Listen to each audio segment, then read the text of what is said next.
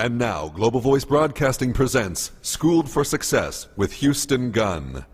And here's your host, Houston Gunn. Hello everybody, I'm your host of Schooled for Success, Houston Gunn. And not only am I your host, but I'm also the author of Schooled for Success, How I Plan to Graduate from High School a Millionaire. So join me on this journey as we all learn how we can become more successful in life. Hello everybody, welcome to the first episode of Schooled for Success, brought to you by Secured Investment Corp, Private Money Exchange, and Kogo Capital. And I'm your host, Houston Gunn. So what is Schooled for Success? First of all, Schooled for Success is the name of my new book that just released on Halloween, Schooled for Success, How I Plan to Graduate from High School Millionaire. Also, Schooled for Success is my company because I'm an entrepreneur, and that's the whole message of my book, is to really inspire, educate, and excite entrepreneurship in youth and future generations. So I want to give you guys today a little sneak peek of chapter 1 of my book, which is kind of where I got, first of all, challenged to write the book, and where my entire life really turned around and changed. So the title of chapter 1 is A 20,000-Foot Perspective on Life, and it talks about one day in particular. It was when I had to do a job shadow project when I was a freshman in high school. For those of you who do not know what a job shadow project is, it is where you go and shadow somebody in a field of work that interests you.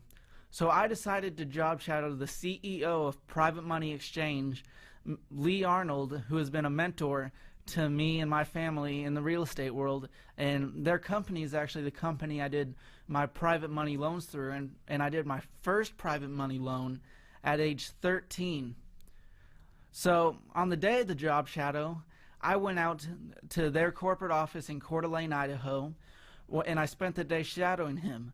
But during the job shadow project, I was required to do an interview, and in the interview, Lee Arnold actually came out and challenged me to write the book. He basically said, you should write a book on the experiences that you've had.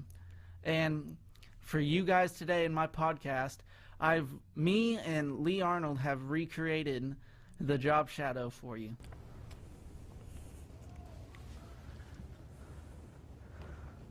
Hello. Hey, Houston, how are you, sir? Good. How about you, Lee Arnold? I'm doing great. Thanks for coming in. Thank you for allowing me the time to job shadow you for the day. Oh, my pleasure. So tell me about this assignment of yours. Well, this assignment, it's a job shadow where I shadow somebody that works in a field that interests me, and I basically spend the day just shadowing you and watch what you do for a day and work. And with the job shadow, I'm required to do 20 interview questions. 20 interview questions for the assignment. Would you want to start with that, or? Yeah, I mean, we're here. Why don't we start with that? Okay, first question is, please describe your work environment. Is it outdoors or inside? Is there a dress code? Is there vehicles used? And is there a physical layout? Well, it's pretty typical business atmosphere. You know, we have an office building. We have employees. We encourage that they dress professionally. We don't allow jeans or sneakers or those types of things. We deal in a financial services setting, so we would prefer that people come in looking professional and looking trustworthy. So that's our building. For the ladies, we prefer slacks, jackets. You know, we want everybody to look good, look professional, and look trustworthy. Okay, thank you. The second question is, what is a typical day at work like for you? Typical day for me, I'm literally booked. I've got meetings that start at 8 o'clock in the morning, and I usually book in 30-minute intervals. So I'll have a meeting at 8, 8:30, 9, 9:30, a phone call at 10, a meeting at 10:30. I've got to run to a meeting somewhere, an appointment at 11. I literally back everything back to back. If you want to have a meeting with me, you need to call my assistant like you did. And it took us a couple weeks just to get you scheduled in. So we run things really tight just so we can maximize our day. Okay, and once again, thank you for allowing time for this job shadow. You bet. And question 3 is, What is the most important responsibility of your job? I would have to say it's managing chaos. And I know that sounds funny, but that's really what we deal with. It's probably the most important part, and it's the alignment of both the belief of our process and our systems and making sure that everybody's on the same page. You know, when you're dealing with a lot of people, you got to make sure that everybody's kind of working towards the same goals. Okay, question 4 is, what technical skills such as tools and computers, etc., do you need to do your job? I need an internet connection and a telephone. That's it. Just that? That's it. Question 5, what people skills such as listening, teamwork, etc., do you need to do your job? If listening defines the heart of the challenge, I got 3 things. Listen, process it, solve it. Question 6 is, what academics such as math and writing, etc., do you need to do your job?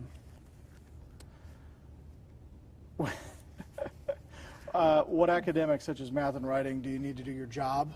You need to be able to speak clearly. You need to be able to write effectively. But beyond that, it's really just dealing with people. Business breaks down to communication, and that's it. So no algebra, pre-calculus? None. As the CEO of a multi-million-dollar company, I can tell you I have never once had to move X anywhere. Wow. Question 7. How do you acquire the skill you've just identified? Education or on-the-job training, etc.?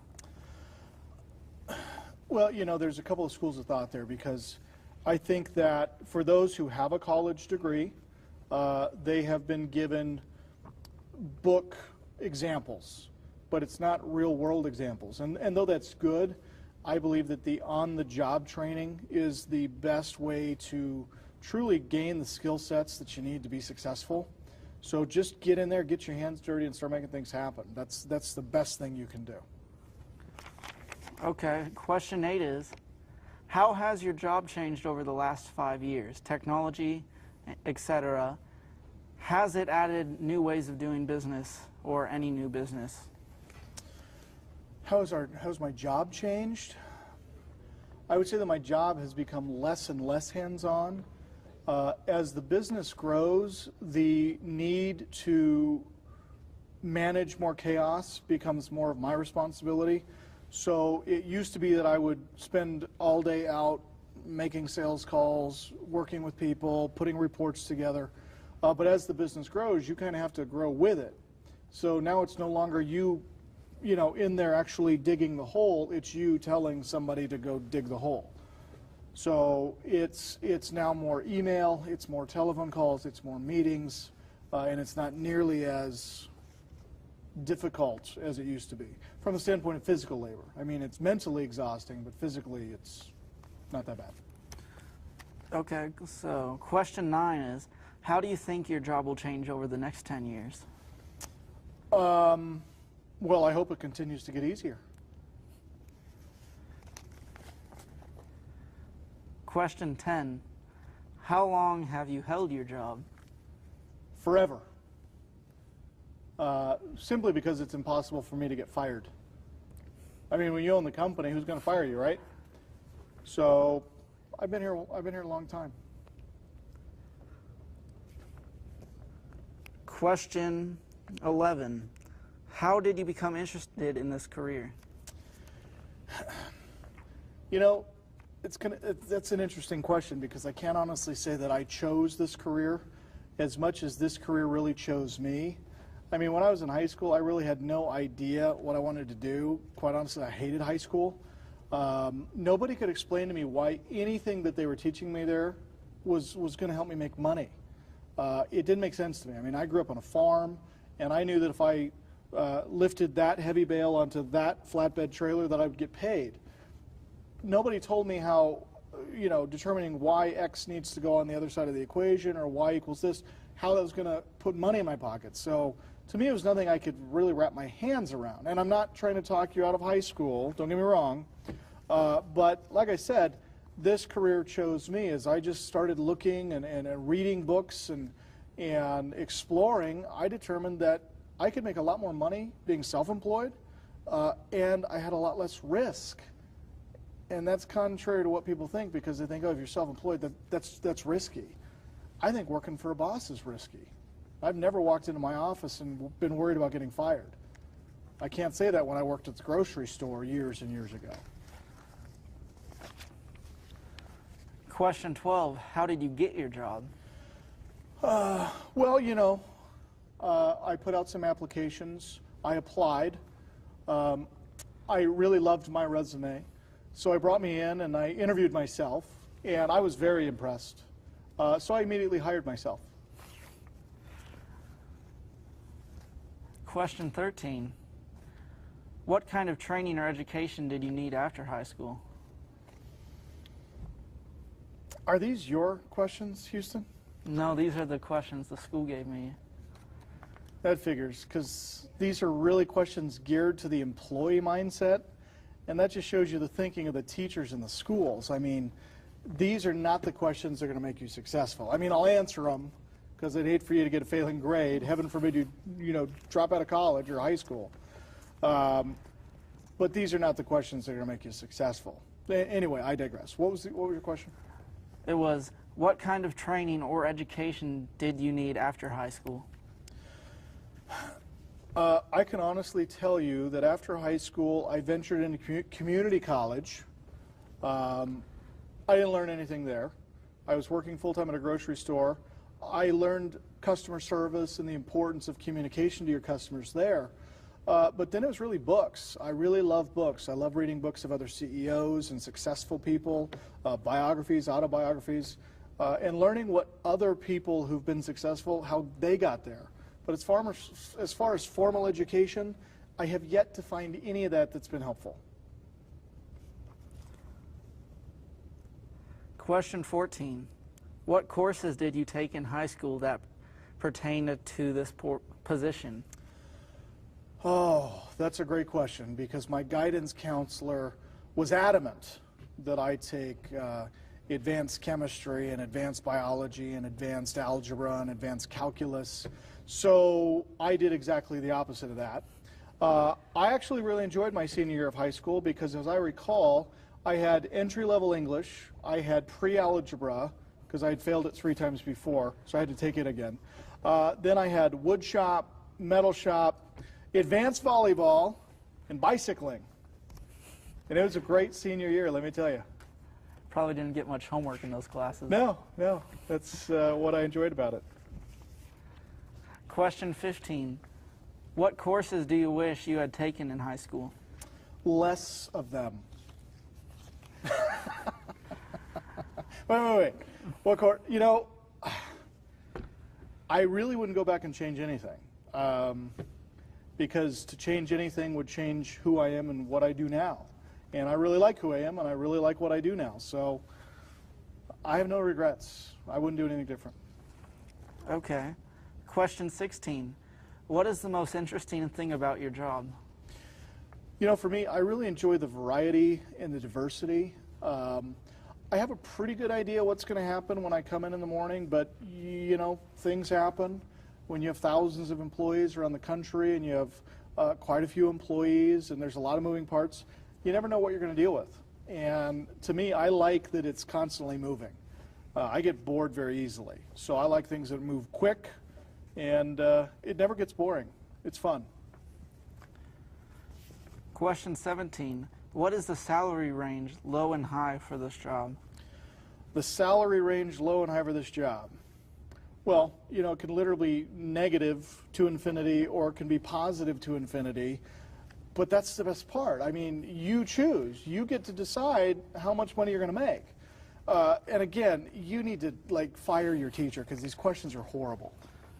These questions are so much geared to the employee-minded person, because as an employee, you show up, they tell you, well, this job pays $12 an hour.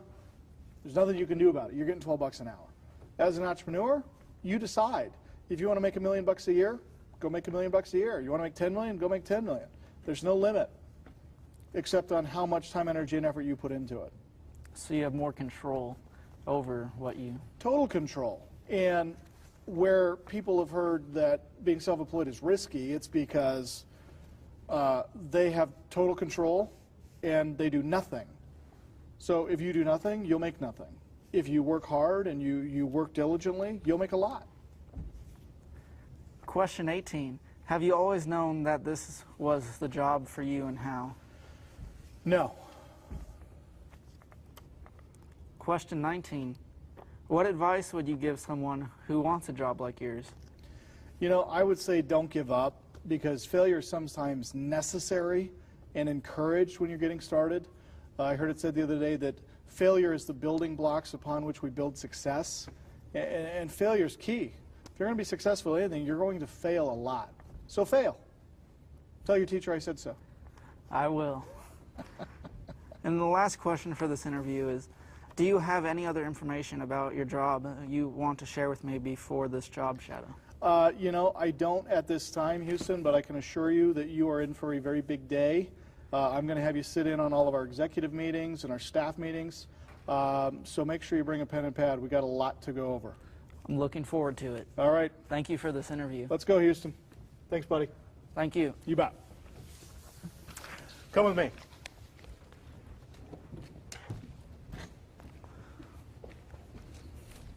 And that day was the moment when my life took a 180 degree and where I got a real 20,000 foot perspective on life.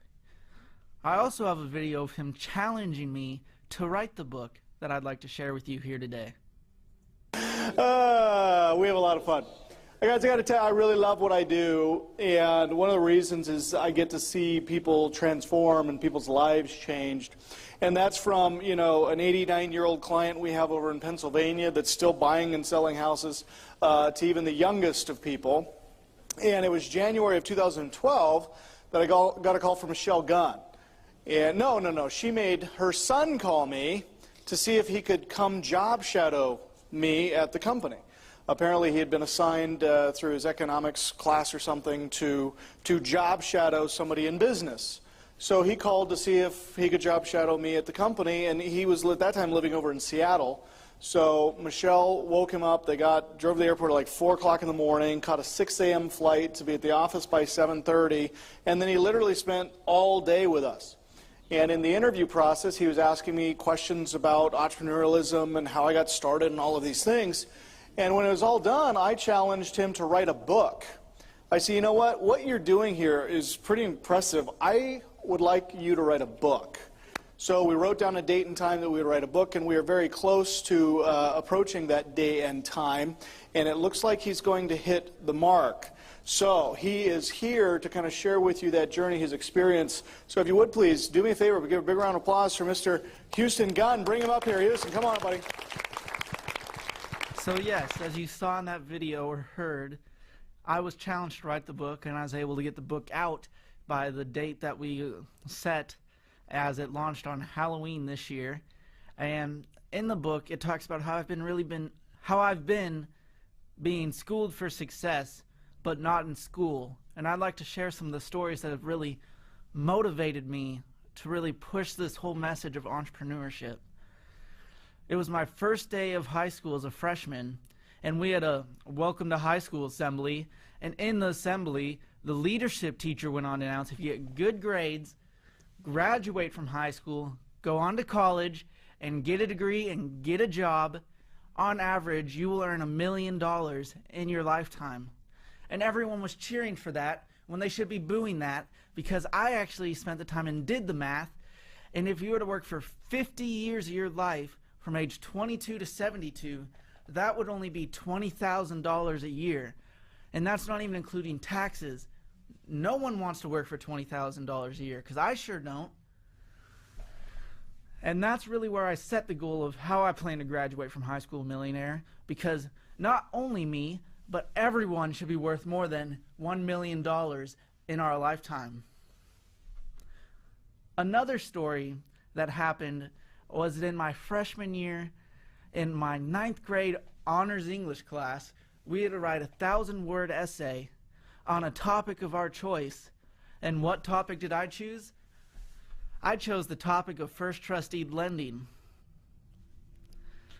However, my topic was rejected by my teacher because my teacher said, "You cannot fill 1,000 words on first trust deed lending."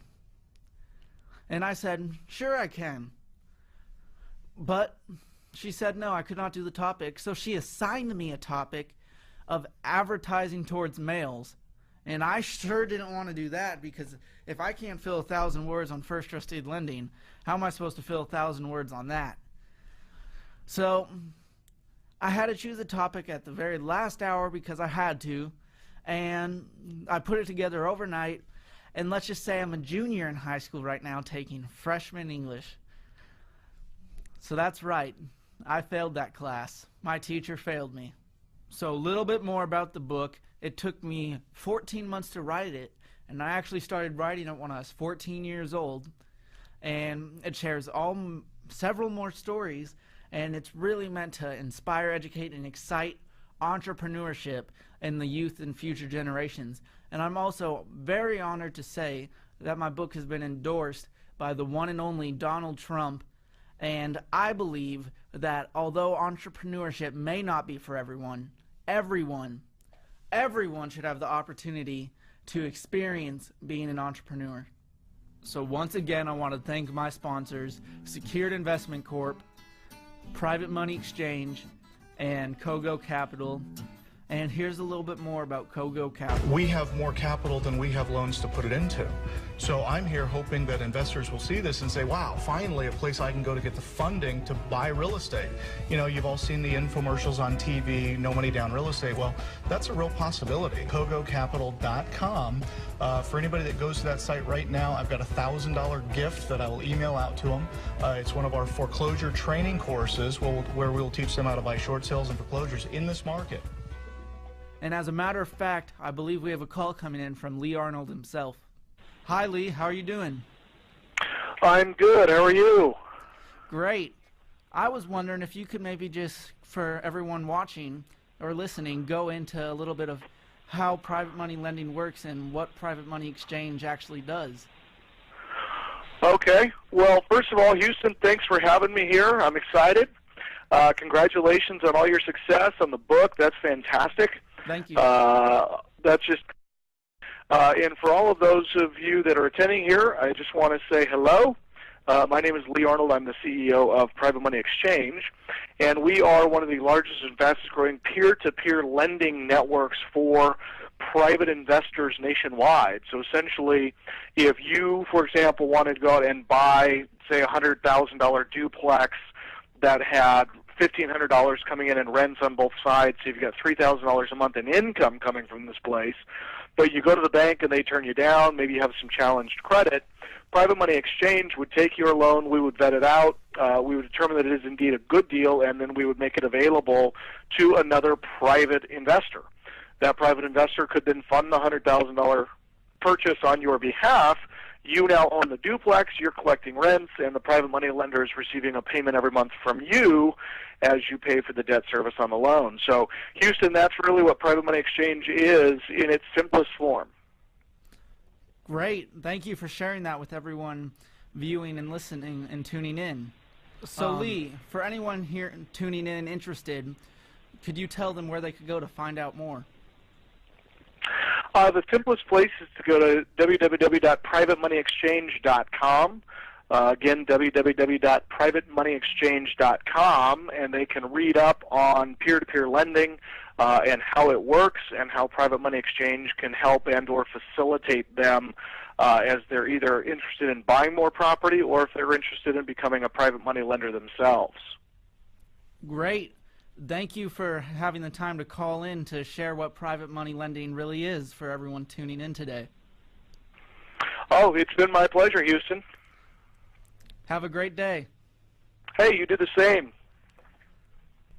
So again, check out privatemoneyexchange.com today, and if you're interested, tell them that Houston Gunn sent you. So thank you for tuning in to this episode of Schooled for Success. And if you've liked what you heard, please subscribe on iTunes and leave a 5-star review. If you want to see this podcast, you can check out Global Voice Broadcasting. Also, check out my book today on Amazon or my website, HoustonGunn.com. So for those of you who are wondering, how did I, a 16-year-old kid, get an interview and an endorsement from Donald Trump himself? You'll just have to tune in next week and to Schooled for Success. Thank you and have a very successful day.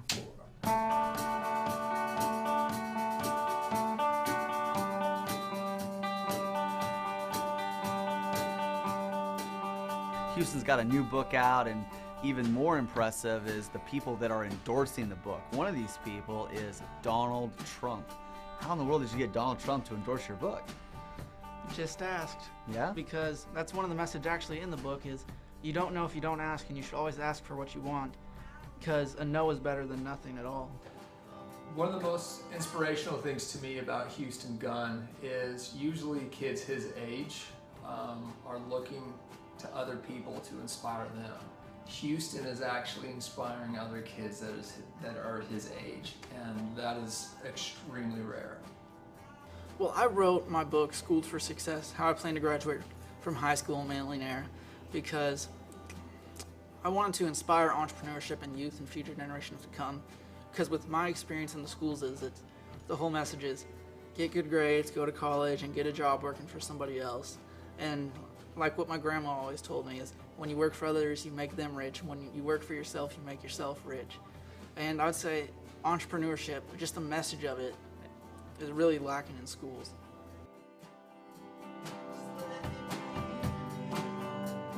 So with the book, it's also given me several opportunities, especially for speaking events, and I enjoy speaking to people and sharing my message.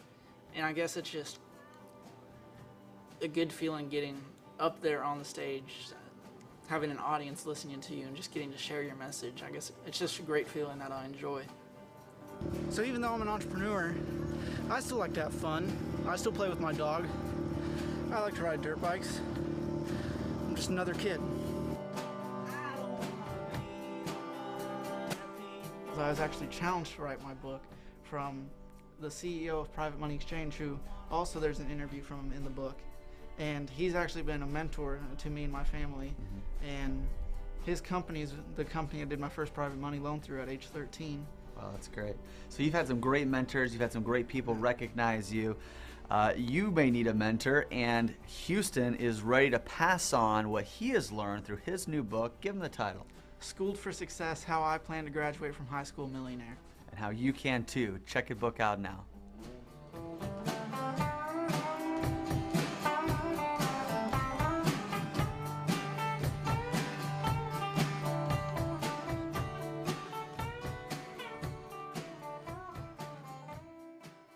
This has been a Global Voice Broadcasting production.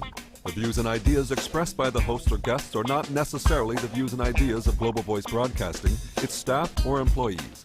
For more information on how you can have your own show on the GVB network, please visit our homepage at gvbradio.com. That's gvbradio.com.